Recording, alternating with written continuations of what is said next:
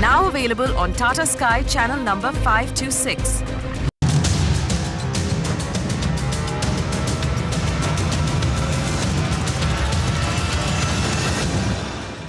Hello and welcome to the property news on Magic Bricks Now, India's first property channel. I'm Amita Balachandra.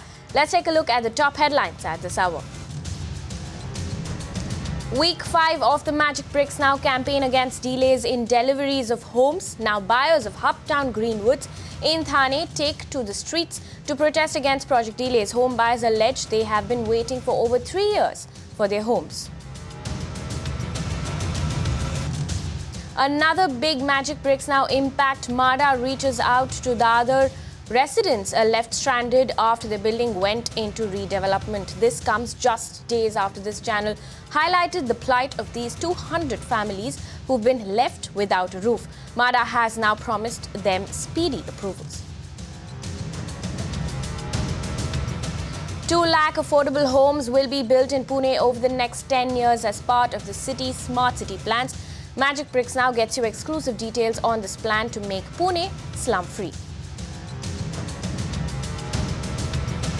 Also in the property news, India's Silicon Valley, Bengaluru is falling short of office space based on current absorption data.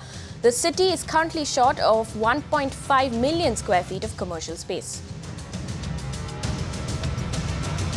And an exclusive chit-chat with Ahmedabad Commissioner D. Tara. She tells us how Ahmedabad is going online only for construction permits for ease of doing business and transparency.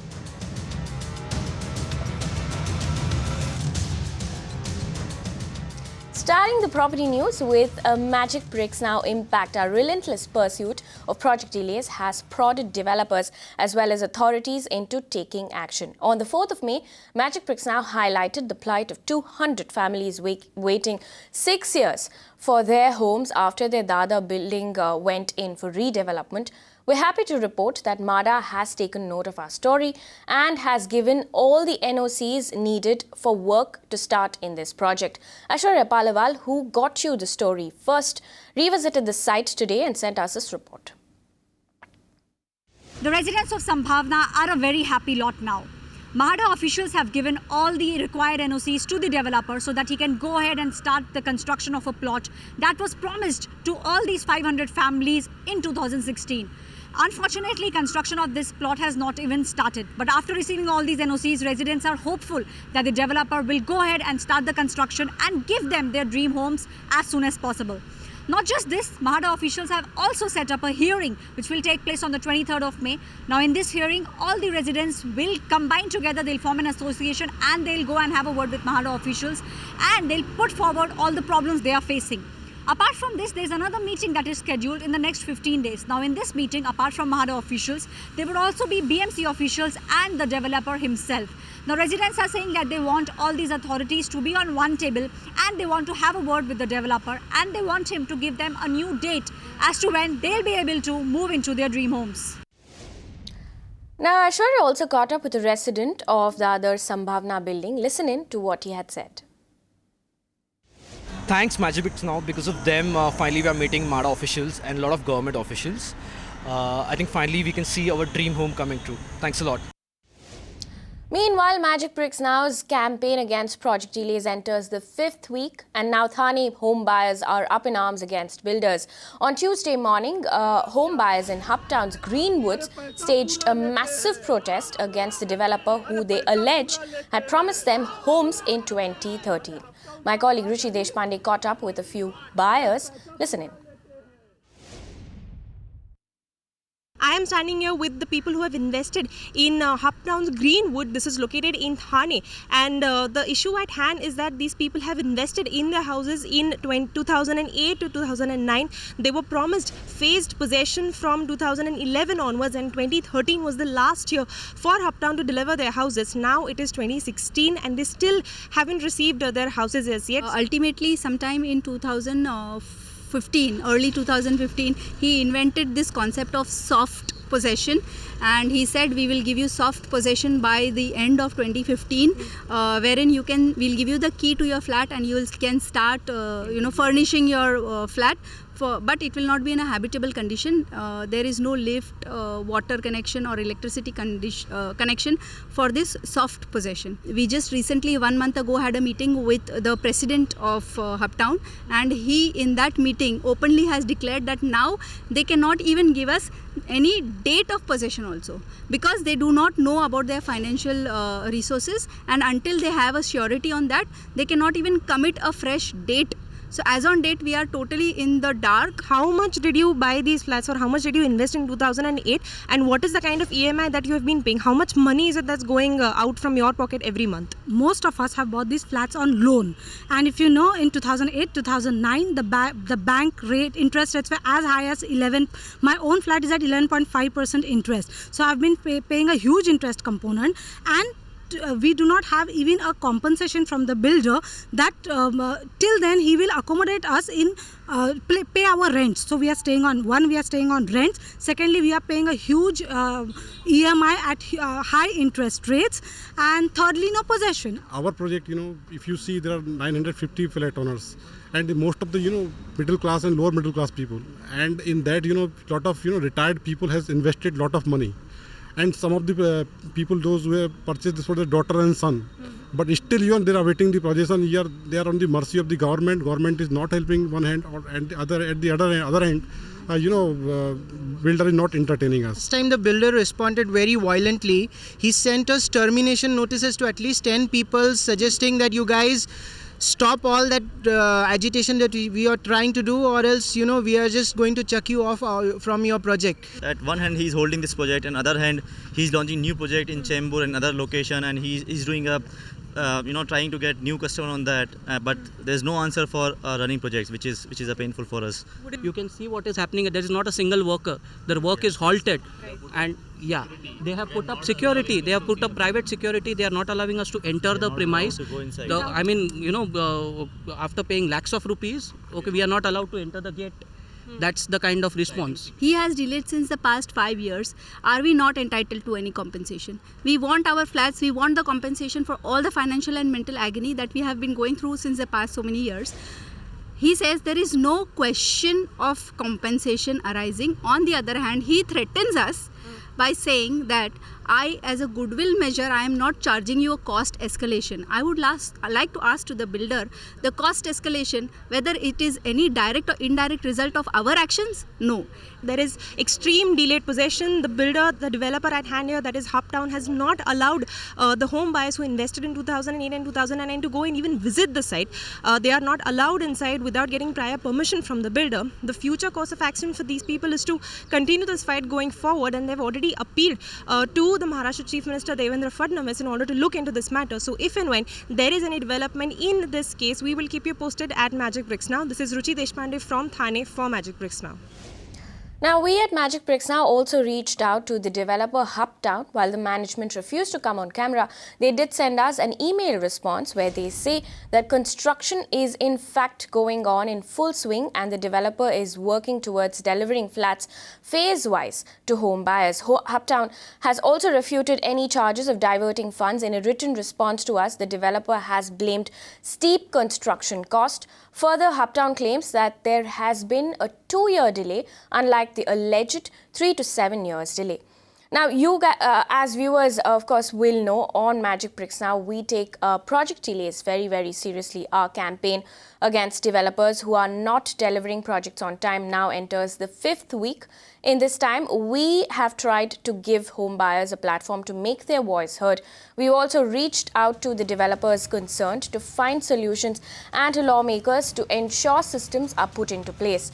Our focus is to ensure that you, the home buyer, gets your home on time as promised. Tonight on The Urban Debate with Magic Bricks editor Faye D'Souza, our focus is Uptown Greenwoods, where we will hear from buyers and the management. Feel free to get in touch with us. You can also reach out to us or call us, tweet us, reach us on Facebook as well. We will make your voice heard. Now, in a market where project delay is a common thing, it's only fair to mention the developers across the country who have succeeded in delivering their projects on time. Here is a list of developers who kept their promise and delivered on time in Namma Bengaluru. And this is not the full list of developers. What we're going to do is we're going to put out a list every day over the next few weeks of all the developers and their projects which met the deadline.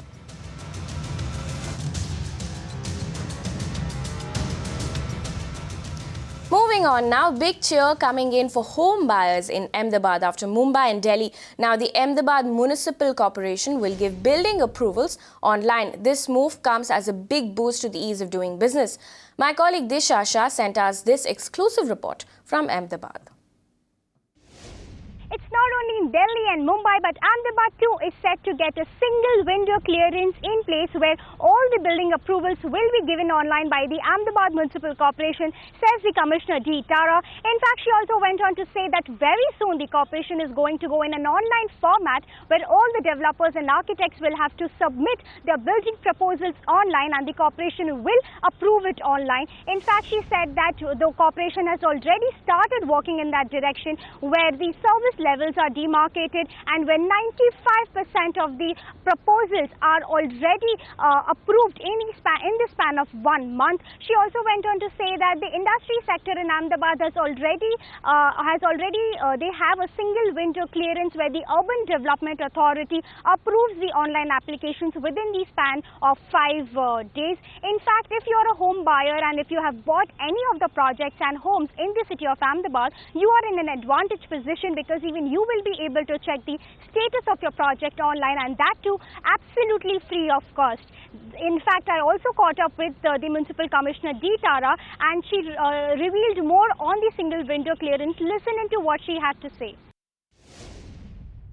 I think we already have service levels demarcated. It's not that, our corporations, like 95% of the proposals are done within 1 month in this corporation. Unless there is a title issue. But however, we also have started a system, a government has started a system. If it is for industries, we have a single window clearance and we give it in, like in Urban Development Authority, we formed a special cells of giving it in 5 days. The same thing we were going to start in AMC. But yes, we will also have unified system. We have online applications in our Urban Development Authority. Here also it is by and large tracked. But what I would say is, yes, we are going to come on that format. It will be online within a short time. The most important aspect is online also puts a lot of responsibilities on the applicants. So it's important that even the people around us, the professionals, rise up to the occasion to give clear land titles. Otherwise, it becomes very difficult for us to give online approvals. After all, the approval is not so much for the building issues; it's for the title issue, so that when you trade a property after getting an approval, then it becomes bankable and there's some kind of credential added on to it. That's the most important. So of course, this will also benefit the home buyers because they'll be able to check the project of the statuses online, because now they won't be that more cautious, that when will I get the project on time, when will I get the possession of the project on time, because every noting of the file will be online. So do you think that this is of course great move for the home buyers as well? Actually it is, because Ahmedabad as such has been like, look, in Gujarat and by and large in all the cities of Gujarat, you will see that the citizens are aware. These things don't, unless some approval is done, nobody buys that property. Okay. So even today, it's not that you can cheat somebody, except for I would say you can count on fingers 1 or 2 cases. By and large, it's a very clear system. Now, Pune Smart plans include constructing 2 lakh affordable homes in the city. The Pune Smart City Development Corporation will build these homes over the next 10 years. Rishi Deshpande gets us the details. Now, we already told you at Magic Bricks now that Pune or PSCDCL, that is Pune Smart City Corporation Development Limited, that is the company that is in charge of of transforming Pune into a smart city, is already doing great job when it comes to fast tracking infra projects. In fact, we also told you that they plan to establish or at least start 2 of their pilot projects by the 25th of next month, that is June. Now, what we learned today at Magic Bricks now is that PSCDCL has 15 modules when it comes to these projects, and one of the modules is about affordable housing. housing. What they told us is that they plan to build about 20,000 homes every year for the next 10 years, which is their endeavor to create a slum-free Pune by 2026. This essentially means that Pune will see about 2 lakh affordable homes in the next 10 years, that is by 2026. What PSCDCL also told Magic Bricks now is that the belt that is up for retrofitting in Pune Smart City proposal, that is the Aund, Baner and Balewadi belt, will see PSCDCL provide about 500 households with affordable housing. Now the cost for these houses to the home buyers is not known as yet, but it will cost about 5 lakh rupees as a cost to PSCDCL. They will take further action on this and further development once they appoint a consultant for Pune Smart City project, which will be by the end of this month, that is May. So if and when that happens, we will keep you updated on Magic Bricks Now. Meanwhile, India's Silicon Valley, Bengaluru, is staring at a supply shortfall in office space. Real estate consultant JLL India predicts that the demand will be much higher than supply in Bengaluru. Already, the city is falling short by 1.5 million square feet based on current absorption data. What's interesting is that already 4 million square feet of office space has been leased out in the first quarter of 2016, while completion in the city stands at 7.2 million square feet. Also, most of the demand is coming in from areas which are in the periphery like Outer Ring Road, Sarjapur Road, Hosur Road and Whitefield. Additionally, the report suggests that barely 5% supply is left in the city. Now, Bengaluru, however, is not the only market that is falling short of office space. Pune too is staring at a shortfall. A JLL report released a month ago said that while net office usage in Pune was 94%, supply was at a mere 5%. To give us more perspective on this, of course, joining me on Magic Bricks Now is JLL India's country head, Anuj Puri. Anuj, lovely to have you on the show. First of all, first it was Pune and now Bengaluru. Do you see this trend catching up with other cities? So clearly what we are finding is that there is a lot more demand of good quality office space in many of the tier 1 cities across India than what the supply is coming up. Bangalore is certainly an example, Pune is an example. We're finding that in Gurgaon now happening, where we're seeing that the demand is far in excess with the new construction that is coming up in the office space. And there are a couple of reasons for that is. On the demand side, because the US economy continues to do very well, we're seeing a lot of the US corporates, certainly in the IT space, take up more space because there's more outsourcing happening from the US to those corporates in India, and they're taking larger space because they need to expand their business. The second is that we're seeing the Indian industry also progress and take up more space. So whether it's the pharmaceutical, whether it is the media, whether it is the manufacturing companies in India, they're taking up more space. So clearly on the demand side, we're seeing a lot more focus, a lot more energy come up.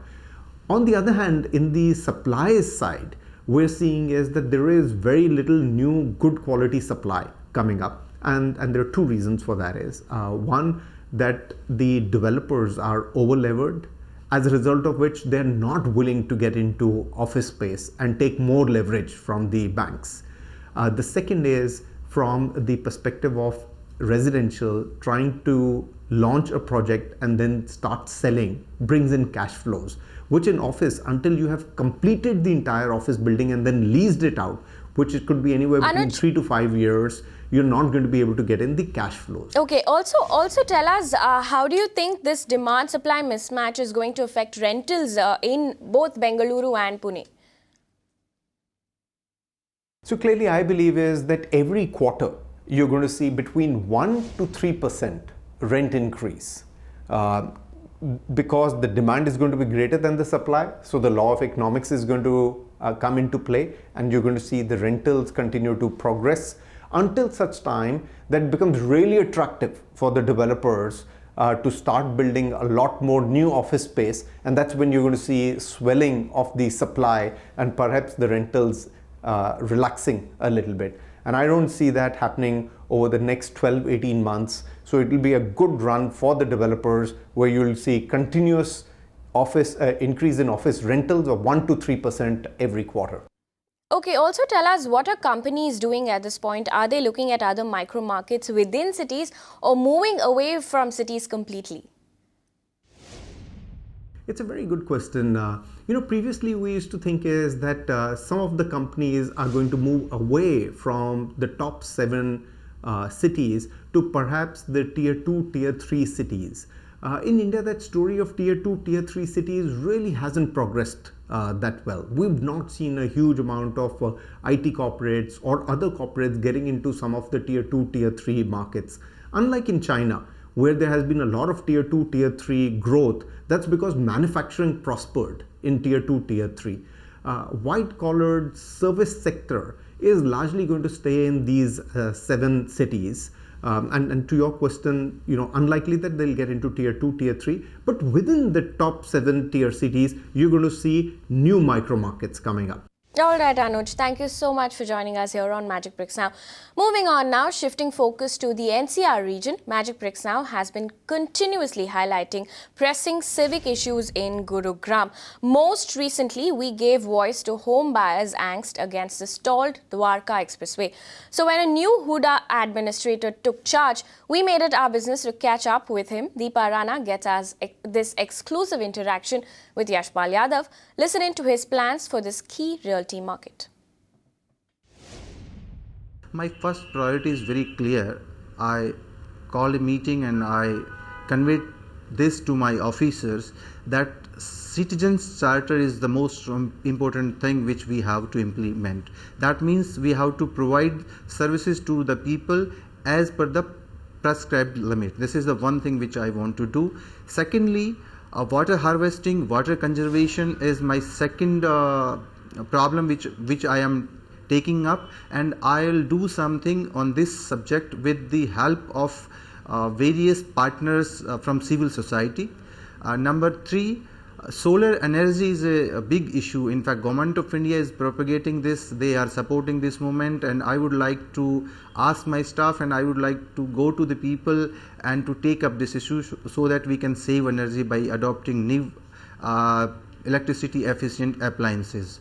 And next issue is Swachh Bharat Mission, a dream project of the Government of India. We want to make our Gurgaon cleaner. So my request and my endeavor would be to go to the people and ensure their partnership and make the Gurgaon cleaner.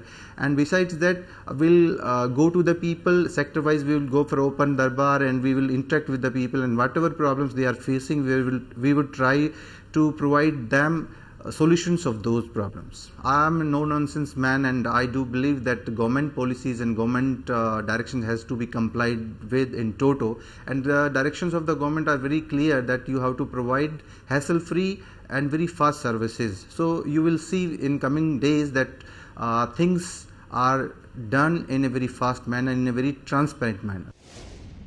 Moving on now, Brigade Enterprises has announced its Q4 results.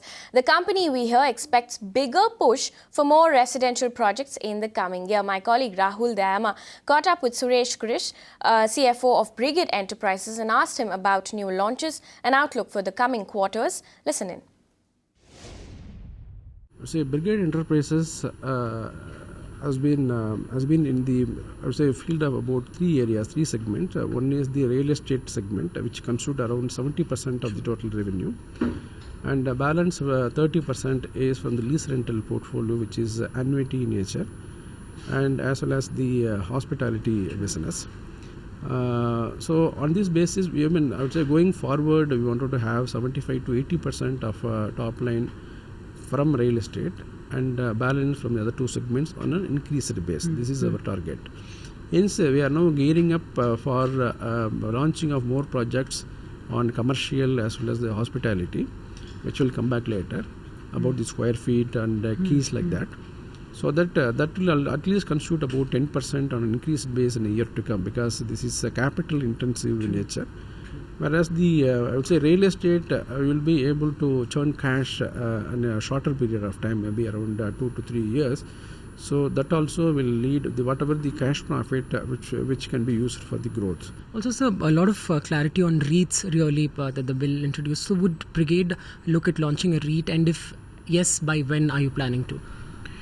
Of course, we have REITable assets with us, more than 2 million as of now, and it will be around 2.7 million or up to 3 million square feet in about 18 months' time. So we have a REITable portfolio. Presently, all the leasable assets are in Brigade Enterprises balance sheet. So first of all, we may have to make it REIT ready, because presently the enactment says either it should be into the SPV or with the REIT, so to avail the tax benefit. So first of all, we may have to prepare REIT ready. That definitely we will do. And after that, to show the exact valuation or the real valuation into the balance sheet, definitely that is there. Now that's it on the property news on Magic Bricks Now. Stay with Magic Bricks Now for more news and updates. Thank you for watching.